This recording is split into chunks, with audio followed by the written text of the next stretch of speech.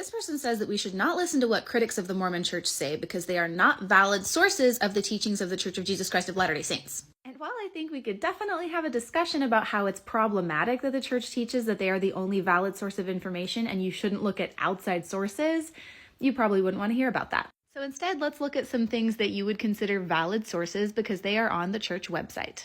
Hopefully you can see the web address all the way down at the bottom there, but we are on the church's official website. And this is something that I would have considered to be anti-Mormon information just a few years ago, but here it is on the church's website, talking about how Joseph Smith translated the Book of Mormon using a rock in a hat. Joseph placed either the interpreters or the seer stone, the rock, in a hat, pressed his face into the hat to block out extraneous light, and read aloud the English words that appeared. You would be surprised how many comments I still get from Mormons when I talk about the rock in a hat, saying that that's an anti-Mormon lie. Confirmed on the church's website.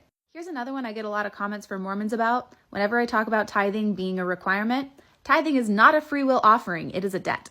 I could pull up countless resources on the church website confirming this. Here's an especially nasty one on the church's website from an apostle who says that when he left on his mission, his dad basically told him that it would be better if he came home in a casket, dead, than to come home having lost his virginity. You might think he was telling the story to say, this is not how we should treat our children and we don't believe this, but no. He goes on to say that, yeah, once I thought about it, I realized I agree with this and I feel the same way now about my sons and my grandsons.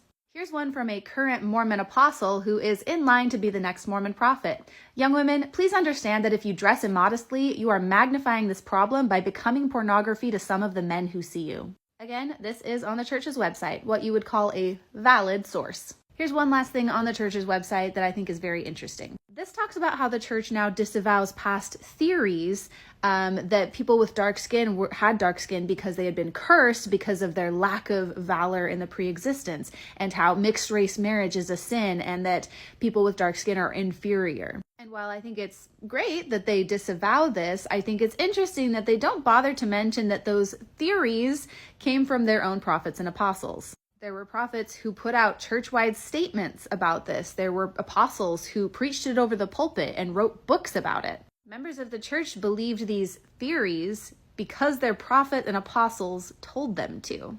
Anyway, I hope you found this interesting. And to this person, I have one question. If an Exmo, a critic, an anti-Mormon, who is obviously not a valid source of information, if they read something off of the church's website, which is the only valid source of information, does that source become invalid just because I read it out loud?